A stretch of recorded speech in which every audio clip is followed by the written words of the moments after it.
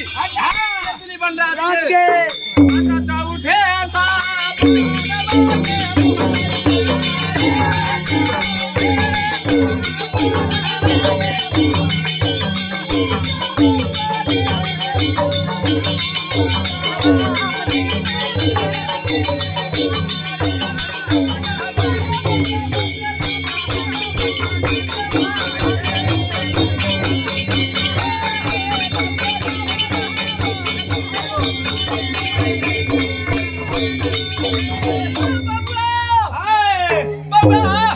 एगो बात कहियो